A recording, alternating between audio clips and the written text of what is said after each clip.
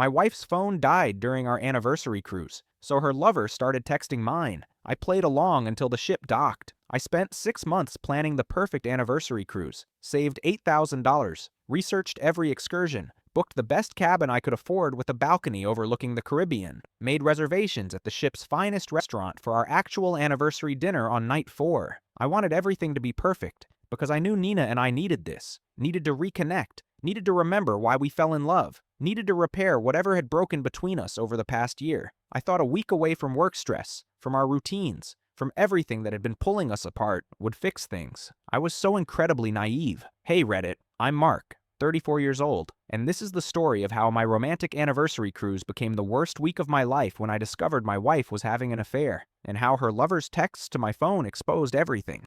You know that feeling when you're trying so hard to save something that you ignore all the signs it's already broken? When you convince yourself that one grand gesture will fix fundamental problems? That was me. That was this entire cruise. But I'm getting ahead of myself. Let me start from the beginning, because to understand how devastatingly my anniversary trip imploded, you need to understand what our marriage had become and what I was desperately trying to save. I met Nina 8 years ago when I was 26 and she was 24. I was working as a software engineer at a tech startup, making about $65,000 a year. Nina had just started in marketing at a consulting firm, making around $48,000. We met through a mutual friend at a rooftop bar, talked for 4 hours straight about everything from travel dreams to terrible childhood movies we still loved, and exchanged numbers before the night ended. Nina was smart, ambitious, funny, in a sarcastic way that I found incredibly attractive. She had this energy about her, always moving forward, always planning the next goal, always striving for more. I loved that about her. I was more laid back, content with steady progress, happy with simple pleasures. We balanced each other. We dated for 2 years. During that time, my career progressed nicely, got promoted to senior engineer making $85,000. Nina was climbing fast too, moving from marketing coordinator to marketing manager, increasing her salary to $68,000. We were both doing well, building careers, talking about the future we'd create together. We got engaged after 3 years together. I proposed on a hiking trip in Colorado. Nothing fancy, just us at a mountain summit at sunrise, and a ring I'd saved for months. She said yes immediately, kissed me like she meant it, posted photos within minutes with captions about forever and the one. We got married when I was 29 and Nina was 27. Modest wedding, about 100 guests, beautiful ceremony at a vineyard outside the city. The photos show us laughing, dancing, looking at each other like we were the only 2 people in the world. Looking at those photos now makes me physically sick. The first few years of marriage were good.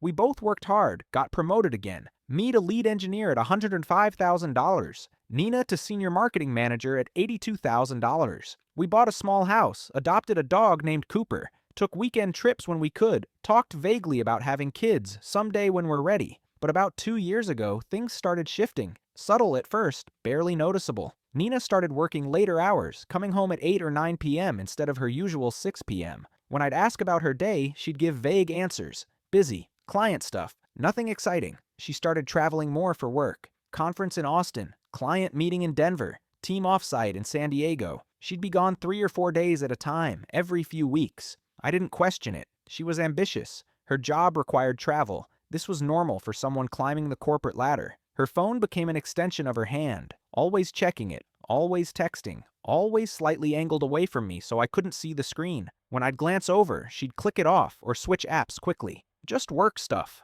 Boring. Our sex life diminished. We went from twice a week to twice a month to barely at all. When I'd initiate, she'd be too tired or too stressed or not in the mood, but she'd stay up late on her phone after claiming exhaustion, smiling at messages I couldn't see. About a year ago, I started feeling genuinely concerned. Not suspicious of infidelity, that honestly never crossed my mind, but worried that Nina was burning out, that work was consuming her, that we were drifting apart under the weight of our careers and responsibilities. I suggested date nights. She'd agree but then cancel last minute because of work emergencies. I suggested couples activities, cooking classes, wine tastings, weekend trips. She'd say yes but seem distracted when we actually did them, checking her phone constantly, mentally elsewhere. 6 months ago, I had a conversation with Nina that I thought was a turning point. I feel like we're losing each other, like we're roommates instead of partners. Can we make some changes? Prioritize us more? Nina looked sad, which I took as a good sign, like she recognized the problem too. You're right. I've been so focused on work that I've neglected us. I'm sorry. Let's fix this. Our anniversary is coming up in 6 months. What if we did something special? A trip, just the two of us. Really reconnect. Her face lit up in a way I hadn't seen in months. A trip would be amazing. Where were you thinking? What about a cruise? Caribbean. A week away from everything. No work, no distractions, just us. That sounds perfect. Really, Mark. Let's do it. That conversation gave me hope. Made me think we could save this. That we both wanted to save it. That we just needed dedicated time together to remember what we had. So I planned. Researched cruise lines and itineraries. Found a 7-day Caribbean cruise that stopped at 4 different islands. Booked a balcony cabin for $4,000. Made dinner reservations. Planned excursions. Snorkeling. A couple's spa day. A sunset catamaran sail. Spent another $4,000 on excursions, flights, and spending money. Total investment, $8,000 in 6 months of anticipation. During those 6 months of planning, I ignored warning signs because I was so focused on this cruise being our salvation. Nina bought new clothes for the trip.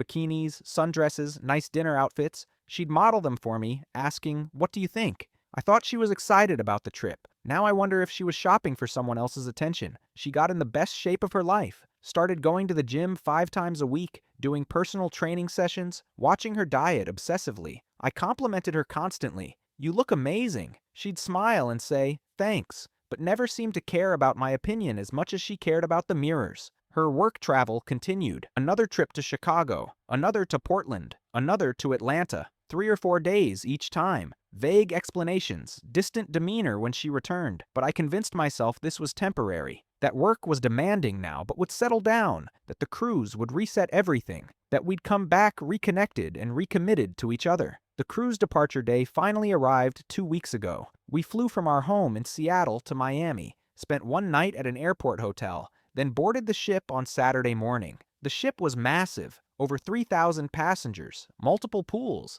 dozens of restaurants, theaters, and shows, and activities everywhere you looked. I was buzzing with excitement. This is going to be incredible. 7 days, just us, pure relaxation and reconnection. Nina smiled, but it didn't reach her eyes. "Yeah, it'll be great." We got to our cabin, a nice balcony room with an ocean view. King bed, I'd upgraded to get the best room I could afford. Nina looked around, said, "Nice," and immediately checked her phone. "No work for a week, remember?" We agreed. "I know, I just need to send a few final emails. Let people know I'm offline. Then I'm all yours." She spent the next 45 minutes on her phone while I unpacked our suitcases, hung up our clothes, organized the bathroom. When she finally put it down, I suggested we explore the ship. "Actually, I'm tired from traveling. Mind if I take a quick nap?" "Oh, sure. I'll go check out the ship, grab us a spot by the pool." "Sounds good." I left her napping and explored alone. Found the pools, the buffet, the various bars and restaurants. Everything was beautiful and exciting,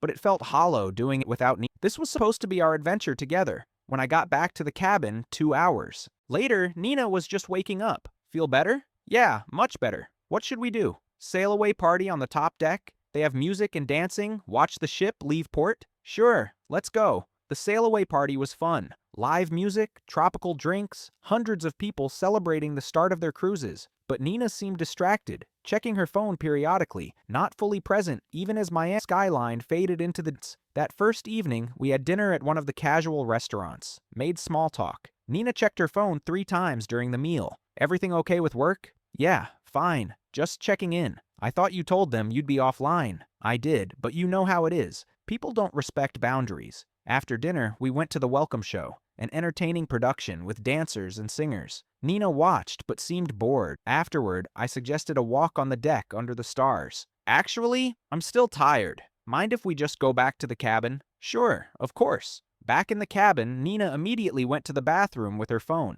I heard the shower running. She was in there for 30 minutes. When she came out, she was in pajamas, climbing into bed. "You okay? You seem really tired." "Just exhausted from the travel. I'll feel better tomorrow." She fell asleep quickly. I lay awake, looking at the ceiling, trying not to feel disappointed that our first day, the day I'd been anticipating for 6 months, had been mostly spent apart, or with Nina distracted. Day 2, Sunday, our first full day at sea before we reached any ports. I woke up excited for a fresh start. Nina was still asleep. I went to the balcony, watched the sunrise over the ocean, felt hopeful that today would be better. When Nina woke up, I suggested we get breakfast and spend the day by the pool. She agreed. We went to the buffet, got food, found pool chairs. I was reading a book, occasionally swimming, trying to relax. Nina was on her phone. "Want to go snorkeling in the pool?" They have that thing where you can practice before the excursion tomorrow. Maybe later. I'm comfortable here. An hour passed. She was still on her phone, occasionally smiling at something, typing quick responses. Who are you texting? Just my sister. She wants updates about the cruise. Want to take a couple selfie to send her? Sure. We took a few photos. Nina posted one to Instagram with the caption, "Paradise with my guy," and a heart emoji. I felt momentarily validated. She was acknowledging us, our trip, our relationship publicly. That afternoon, I suggested couples massages at the spa. I'd booked them weeks ago as a surprise. Oh, actually, I already booked a spa treatment for myself. Solo. I thought we'd do our own thing for some self-care. When? In like 20 minutes, actually. Is that okay? Yeah, of course. I'll just hang out here. She left for the spa, was gone for 3 hours. When she came back, she looked refreshed and happy in a way she hadn't looked around me in months. That evening was formal night. We dressed up, me in a suit, Nina in a beautiful blue dress that made her look stunning. We took formal portraits that the ship's photographers offered. In the photos, we look like a happy couple. Nina is smiling, leaning into me, looking perfect. The photos are lies. Dinner that night was at the main dining room. We had assigned seating with another couple,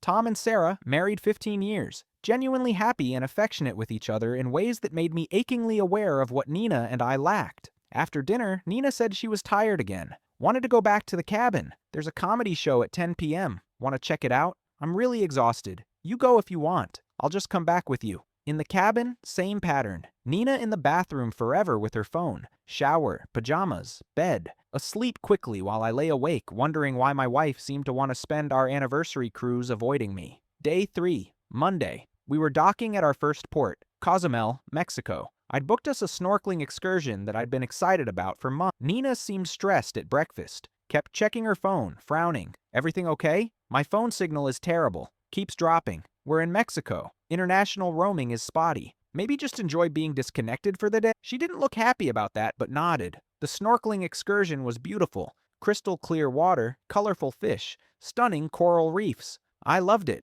Nina went through the motions but seemed distracted, kept checking her waterproof phone case, couldn't get signal in the ocean. Back on the ship that evening, Nina immediately went to the cabin. I need to charge my phone and check messages. I stayed on deck, watched the sunset alone, feeling increasingly hopeless about this trip that was supposed to fix everything. Day 4, Tuesday, our actual anniversary, the day I'd been building toward. I'd made reservations at the ship's finest restaurant for dinner, had bought Nina a necklace as a gift, had written her a card expressing everything I felt about our marriage and my commitment to making it work. I woke up determined to make this day special. Happy anniversary, babe. Nina smiled. Happy anniversary. I gave her the card and necklace. She read the card, said, "This is sweet," and put on the necklace. Thank you. I have dinner reservations tonight at 8 p.m., the fancy restaurant, and I thought maybe we could do the couple's excursion at our port stop today, the catamaran sunset sail. Actually, I kind of wanted a day to just relax, do my own thing. Would you mind? My heart sank. Our anniversary day, and she wanted to do her own thing. Are you sure? I thought we'd spend today together. We've been together every day. I just need some space to recharge. You understand, right? What could I say? Yeah, of course. She went to the spa again, for 4 hours. I walked around the port town alone, bought souvenirs for my brother and his kids, felt pathetic and lonely on my anniversary. That evening, dinner at the fancy restaurant. I'd hoped it would be romantic, reconnecting, meaningful. Instead, Nina seemed distracted, checked her phone whenever she thought I wasn't looking. When I tried to have deeper conversations about us, our future, what we wanted, she gave surface-level answers. Do you still see us having kids someday? Maybe? I don't know. I'm focused on my career right now. Do you feel like we're okay? Like we're going to be okay? Why are you asking such heavy questions? We're on vacation. Let's just enjoy it. After dinner, back to the cabin, same pattern. Bathroom, phone, shower, sleep. I sat on the balcony alone, looking at the ocean, feeling like my marriage was ending and I was powerless to stop it. Day 5, Wednesday. And this is where everything changed. We were at sea again, heading to our next port. Nina had been on her phone all morning, seeming increasingly frustrated. What's wrong? My phone keeps dying. The battery is shot. It won't hold a charge. We can buy you a phone at the next port, or just be phone-free for the rest of the cruise. She looked panicked at that suggestion. No, I need a phone. What if there's an emergency? We're on a ship. They can reach us through the cabin phone if there's an emergency. She didn't look convinced, but nodded. Went to take a shower. While she was in the bathroom, I was straightening up the cabin and accidentally knocked something off the nightstand. Nina's purse fell, contents spilling across the floor. I bent down to gather everything. Wallet, lipstick, sunglasses, and a phone. A second phone. A small smartphone in a purple case that I'd never seen before. My hands froze. Why did Nina have a second phone? I heard the shower still running. Looked at the phone in my hand. It had battery, 23%. I pressed the power button. It unlocked without a passcode. The screen showed dozens of text messages, all from a contact saved as Chris with a heart emoji. My stomach dropped. I clicked on the messages. The most recent one, from 30 minutes ago. Baby, I miss you so much. These 4 days without hearing from you are killing me. I know you're busy with your conference, but text me when you can. I love you. Conference. Nina had told her boyfriend, lover, that she was at a conference, not on an anniversary cruise with her husband. My hands shaking, I scrolled up through the messages. Months of them. Hundreds of them. Can't wait to see you tomorrow. I've been thinking about last weekend all week. You're so beautiful. I'm the luckiest guy in the world. When are you going to tell him? I'm ready whenever you are. Last night was amazing. I love you so much. I kept scrolling, kept reading, my heart pounding so hard I could hear it in my ears. The messages went back 14 months, over a year. Nina had been having an affair for over a year. I found pictures. Nina in lingerie I'd never seen. Nina in locations I didn't recognize. Nina smiling at the camera in ways she never smiled at me anymore. The shower turned off. I had maybe 2 minutes before Nina came out. I quickly started taking screenshots. Message after message, photo after photo. Sent them all to my email. Sent them to my phone. Then I placed the phone back in Nina's purse, exactly where I'd found it. Picked up the rest of the spilled contents and put the purse back on the nightstand. Nina came out of the bathroom wrapped in a towel. Did something fall? Yeah, I accidentally knocked your purse off the table. Sorry, it's fine. She got dressed, did her makeup, seemed to not notice anything wrong. I felt like I was going to throw up, like the cabin was spinning, like I couldn't breathe. I think I need some air. Going to walk on the deck. Okay, I'll probably go to the gym, or call Chris from somewhere I couldn't hear. I left the cabin, walked to a quiet corner of the ship, pulled out my phone and looked at the screenshots I'd sent myself. Message after message of my wife telling another man she loved him, planning a future with him, discussing when she'd tell Mark and finally be together. Explicit messages about their time together. Photos that made me want to smash my phone against the railing. One message thread was particularly devastating.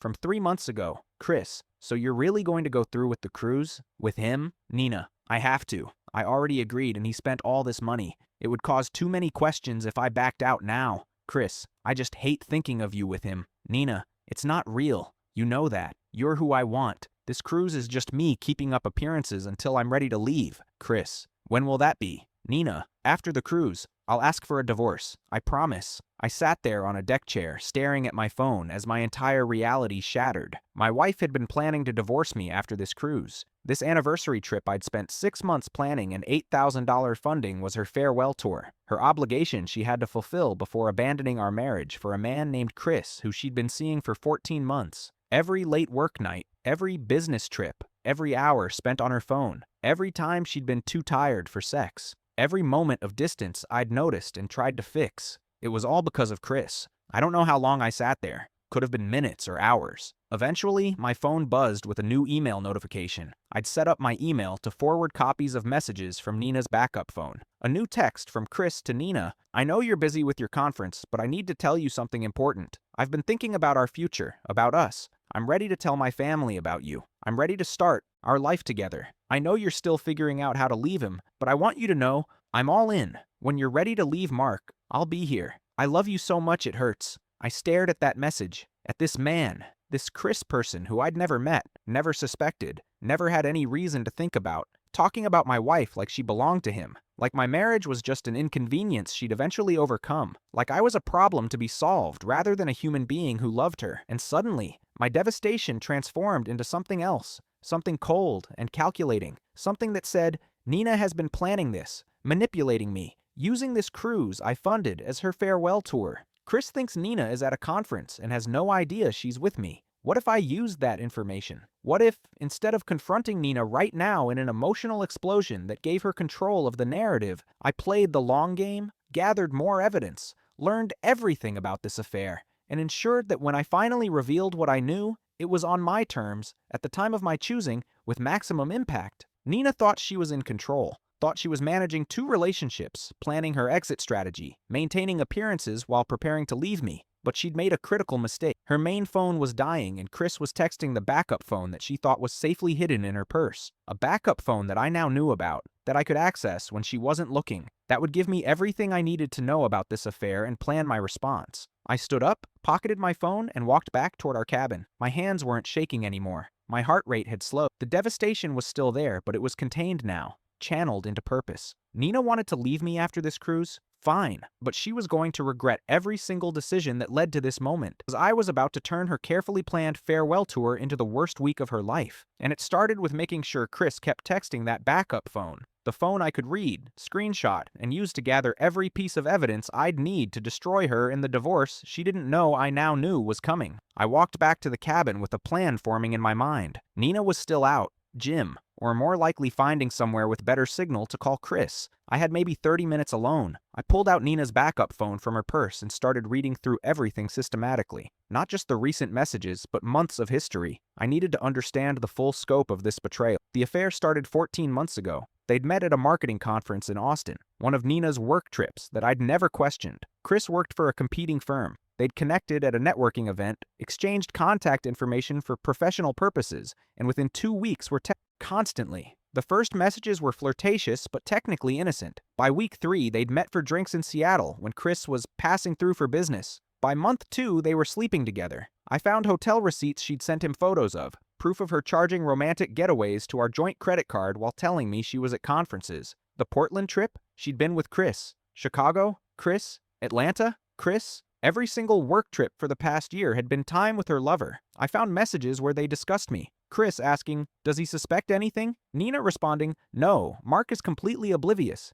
He's so trusting it's almost sad. He believes everything I tell him." That hurt worse than the affair itself. The mockery, the pity, the casual cruelty of discussing my trust like it was a character flaw rather than a foundation of love. I found messages where they planned their future. They'd move in together, maybe relocate to Portland where Chris was originally from. Nina would ask for the divorce after this cruise, take half of everything, start fresh with Chris. And I found the most damaging message of all, from 2 weeks before the cruise. "Nina, I feel guilty about the cruise, like I'm leading him on. Chris, you've been planning to leave him for months. The cruise was booked before we got serious. Just get through it, then we can be together. Nina, you're right. It's just hard pretending. He's been so excited about this trip. Chris, think of it as your goodbye tour. One last obligation before you're free. Goodbye tour." That's what my anniversary cruise was to her. An obligation, a performance, a box to check before discarding me. I took screenshots of everything, hundreds of them, sent them all to a secure email account I created right there on the ship's Wi-Fi, uploaded them to a cloud drive. I wasn't taking any chances that this evidence would disappear. Then I noticed something interesting. Nina's main phone was truly dead. She'd left it on the cabin desk, wouldn't turn on, battery completely shot. The backup phone was now her only device, which meant when Chris texted her, it would go to the phone I had access to. An idea formed. Dangerous, risky, but potentially perfect. What if Nina's main phone had an accident? What if it went overboard, leaving her completely dependent on the backup phone that Chris texted? A phone I could monitor and, when needed, respond to. I heard footsteps in the hallway. Quickly put the backup phone back in Nina's purse, arranged everything exactly as it had been. Nina walked in looking flushed from her workout. "How was the gym?" "Good. Needed that." "Hey, your phone on the desk there, is it really dead?" "Yeah, the battery is completely shot. Won't even turn on. I need to get a new one at the next port." "That's frustrating. Good thing it's vacation and you don't really need it." She smiled tightly. "Yeah, good thing." That evening, we had dinner at one of the casual restaurants. I acted completely normal. Loving husband, concerned about her phone situation, trying to be supportive. Nina seemed relieved that I wasn't asking difficult questions or noticing anything wrong. After dinner, we walked on the deck. It was beautiful. Stars overhead, warm Caribbean breeze, the sound of waves against the ship. Should have been romantic. Instead, I was planning her destruction. "Want to have breakfast on our balcony tomorrow morning?" I suggested. "Watch the sunrise, enjoy the ocean view?" "That sounds nice, actually." "Yeah, let's do that." "Perfect." The next morning, Thursday, day 6, I woke up early, ordered room service breakfast for the balcony. Fruit, pastries, coffee, juice. Set everything up beautifully. Then woke Nina. Surprise balcony breakfast. She smiled, seemed genuinely pleased. We sat on the balcony eating, watching the ocean. Nina's dead main phone was sitting on the small balcony table where she'd left it the night before after trying unsuccessfully to charge it again. "It's so frustrating being without a working phone," she said. "We can definitely get you one at Grand Cayman today. There's a shopping area near the port." As I said this, I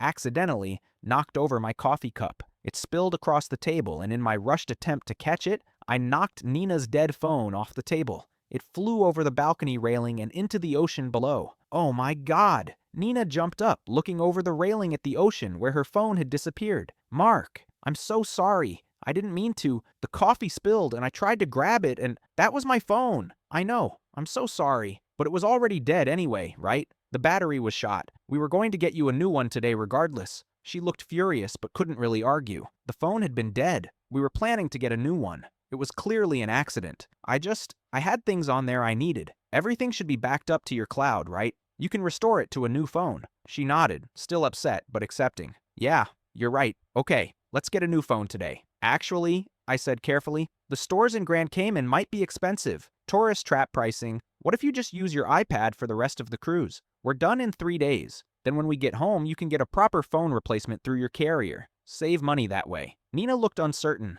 "I guess that makes sense. But I won't have phone service on the iPad. You'll have Wi-Fi on the ship. You can email if you need to reach anyone. And honestly, maybe it's good to be disconnected for the last few days. Really be present for our vacation." She reluctantly agreed, which meant for the next 3 days, her only real communication device was the backup phone hidden in her purse. The phone Chris texted, the phone I could access. Over the next 24 hours, I watched that backup phone whenever Nina was in the bathroom or stepped away. Chris was getting increasingly anxious about not hearing from Nina. "Baby, are you okay? You haven't responded in days. I'm getting worried. Did something happen at your conference? Please just text me back and let me know you're okay." Nina couldn't respond without admitting she was monitoring the backup phone, which she couldn't do in front of me without revealing its existence. She was trapped. Friday morning, day 7, I took things further. Nina was at the gym. Her actual workout this time, I think, since she couldn't call Chris from there anyway. I took the backup phone, and using everything I'd learned from months of reading her messages to Chris, I responded as Nina. "Hey baby, sorry for the silence. Conference has been insane. Barely had a second to check messages. Miss you so much." Chris responded within seconds. "Oh, thank God. I was so worried. I thought maybe you'd changed your mind about us." "Never. You're everything to me. Just a few more days and I can tell Mark I want a divorce. Then we can finally be together. I can't wait. I love you so much. These past 14 months have been the best of my life. Mine too. I should go. Conference dinner tonight. Talk soon. Love you, Nina." "Love you too." I deleted the sent messages from Nina's side, left Chris's responses visible, put the phone back in her purse. Nina would see Chris's messages later, assume she'd somehow sent messages she didn't remember, or maybe think Chris was just sending them without needing response. That afternoon, I made a video call to my brother Jake using the ship's Wi-Fi in a private area of the ship. "Mark, how's the cruise? You guys having fun?" "Jake, I need to tell you something. Nina's having an affair." His face went from happy to shocked. "What? Are you sure?" I showed him some of the screenshots. His expression darkened. "Holy shit. I'm so sorry, man. What are you going to do?" "I'm going to expose her. Tomorrow night, the last night of the cruise, there's a vow renewal ceremony that couples can participate in. I signed us up weeks ago as a surprise. The ship's captain officiates. There's a photographer. It's very official and public. You're going to renew your vows after finding out she's cheating? Why? Because I'm going to expose the affair during the ceremony, in front of witnesses, with undeniable evidence, and I need you to help me coordinate the divorce paperwork." I explained the full plan. Jake listened, occasionally interjecting, "That's brilliant," or "She's going to freak out." When I finished, he was grinning despite the circumstances. "I'm on it. I'll contact divorce attorneys, explain the situation, see if anyone can get papers drafted and overnighted to the ship's office. You dock Sunday morning?" "Yeah. Miami port, 8 a.m. You'll have divorce papers by then, I promise." That evening I told Nina about the surprise vow renewal ceremony. "I arranged it weeks ago. Tomorrow night, last night of the cruise, we can renew our vows in front of the captain. It's intimate, just a few other couples, but I thought it would be meaningful, a recommitment to each other on our anniversary cruise." Nina's face showed panic for just a moment before she controlled it. That's really sweet, Mark. "Yeah, let's do it." She couldn't say no without raising questions, couldn't back out without explaining why. She was trapped into participating in her own exposure. Saturday, day 8, our last full day. Nina was visibly stressed. kept checking the backup phone when she thought I wasn't looking. I'd sent a few more messages as her to Chris, enough to keep him engaged, but not enough to raise suspicion. Chris's latest message, which I'd prompted with a fake text from Nina asking about his day. I'm counting down the hours until you're home and we can be together. I've been looking at apartments for us. Found a perfect place in Portland. 2-bedroom, great view, close to both our offices. Once you ask Mark for the divorce, we can move forward with everything. Nina read that message and I saw her smile. Actually smile. She was imagining her future with Chris, in the apartment he'd found, in the life they'd planned, while I sat 3 feet away, her husband, the man she was about to publicly betray. That evening, we got dressed for the vow renewal ceremony. I wore a suit. Nina wore a white sundress that was appropriate for the beach formal event. She looked beautiful. She also looked nervous. You okay? I asked. Yeah, I don't know, feeling emotional about renewing our vows. It's meaningful, recommitting to each other, to our future together. She smiled weakly. Yeah, our future. The ceremony was held on the top deck at sunset. The captain was there in full uniform, a photographer, a small setup with an arch decorated in tropical flowers, and about 6 other couples who'd also signed up for the ceremony, plus a few dozen passengers who'd gathered to watch the romantic event. Tom and Sarah, the couple we'd met at dinner earlier in the week, were among the watch. They waved at us, smiling. This felt like a real event, with real witnesses, with real stakes. The captain began the ceremony. Standard vow renewal language about love, commitment, choosing each other every day. Each couple got a few minutes for personalized vows. When it was our turn, I went first. Nina, 8 years ago, I promised to love you, honor you, and be faithful to you. Today, I want to recommit to those promises. I want to recommit to honesty, to trust, to building a life based on truth and mutual respect. I saw her flinch slightly at honesty and truth. Then it was her turn. She looked at me, at the captain, at the watching crowd. Mark, you've been so devoted, so trusting, so committed to us, and I want to honor that. Her voice cracked. For a moment, I almost felt bad. Almost. Then I remembered the messages, the mockery, the goodbye tour, and my resolve hardened. Actually, I said, pulling out my phone, before we complete this renewal, there's something everyone needs to see, because vows are about honesty, and there's been a severe lack of honesty in this marriage. Nina's face went pale. Mark, what are you? I connected my phone to the portable speaker the captain had been using for music, pulled up an audio file I'd created, a compilation of Chris's voicemails to Nina from the backup phone, explicitly discussing their affair, their future plans, and Nina's intention to divorce me after this cruise. Chris's voice played clearly. Nina, I can't wait until you finally leave Mark.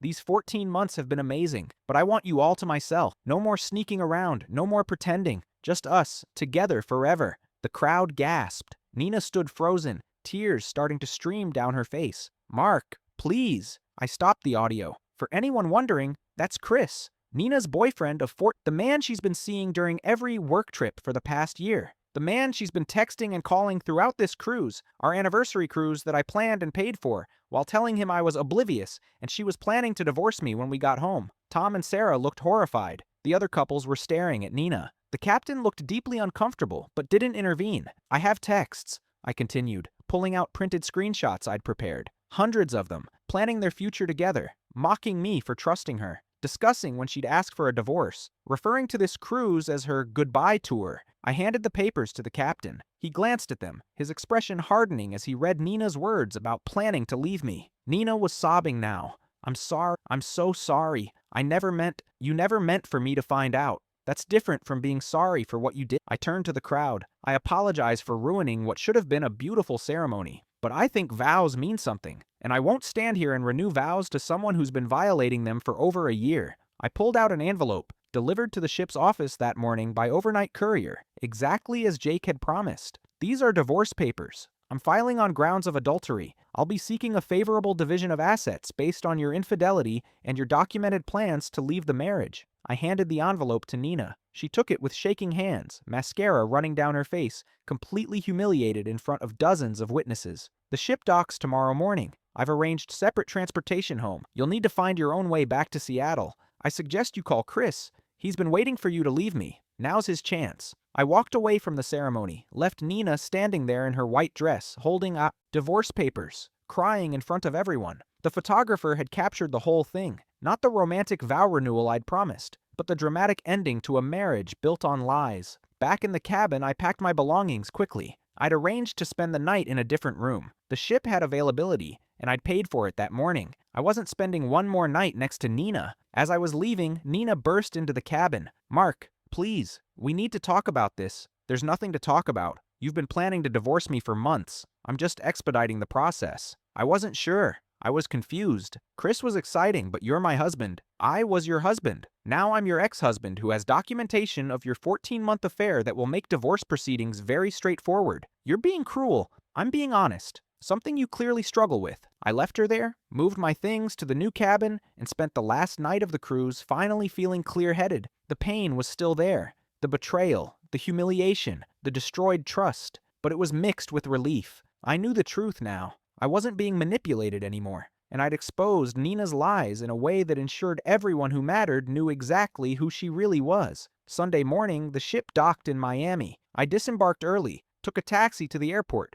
flew home to Seattle. Nina had to find her own way back. I'd arranged for our car to be picked up from the airport parking by my brother, so even that wasn't available to her. She called repeatedly. I didn't answer. She texted. I didn't respond. She finally got home 2 days later. I'd changed the locks and left her belongings in our garage for her. The divorce proceedings were shockingly straightforward. My attorney, Jake, had found me an excellent one, presented the evidence of Nina's affair. Her attorney tried to argue that infidelity shouldn't affect asset division in a no-fault divorce state, but the judge was unimpressed. Mrs. Harrison documented plans to divorce her husband after he'd spent $8,000 on an anniversary cruise, referred to the trip as a goodbye, and mocked his trust while carrying on a 14-month affair. While infidelity may not technically affect asset division, I'm comfortable applying the principle of inequitable conduct in this case. I got a favorable settlement, kept the house, split other assets 60-40 in my favor. No alimony since we'd been married less than 10 years, and Nina had her own career. The collateral damage to Nina was severe. Our mutual friends knew everything. Many had heard through the cruise witnesses about the public exposure. Nina's parents were mortified when they learned the details. Her reputation in our social circle was destroyed. And Chris? Their relationship imploded within 3 weeks. Turned out the excitement of an affair was very different from the reality of a messy, public divorce where the wrong spouse had documented everything and exposed them completely. Chris got cold feet when he realized dating Nina meant being associated with her infidelity. Broke up with her via text. "This is too much drama. I thought we'd be starting fresh, not dealing with all this fallout." Nina ended up alone, living in a small apartment, dealing with the social and emotional consequences of her choices. 3 months after the divorce, I was starting to heal. Started therapy to process the betrayal. Reconnected with friends who'd supported me through everything. Began slowly rebuilding my ability to trust. 6 months later, I started dating again, cautiously, with clear boundaries and open communication. Met someone named Rachel who appreciated honesty and had also been through a difficult divorce. We took things slow, built trust gradually, created something real. A year after the cruise, I was 35 and genuinely happy in ways I hadn't been during the final years with Nina. Rachel and I were serious, talking about moving in together. My career was thriving. I'd sold the house I'd shared with Nina and bought a new place with no memories of betrayal. Nina, from what I heard through mutual acquaintances, was struggling. Still single after the Chris situation imploded. Still dealing with the reputation damage from the affair and the public exposure. Still working at her marketing firm, but the dramatic personal situation had affected her professional relationships too. She tried reaching out once, about 8 months after the divorce. A long email about how sorry she was, how she'd made terrible mistakes, how she wished she could go back and choose differently. I read it once, felt nothing, deleted it, didn't respond. Because here's what I learned from that nightmare cruise. Some betrayals are too fundamental to forgive. Some lies are too calculated to excuse. Some damage is too severe to repair. Nina didn't make a mistake. She made hundreds of deliberate choices over 14 months. Chose to start an affair. Chose to continue it. Chose to lie repeatedly. Chose to mock my trust.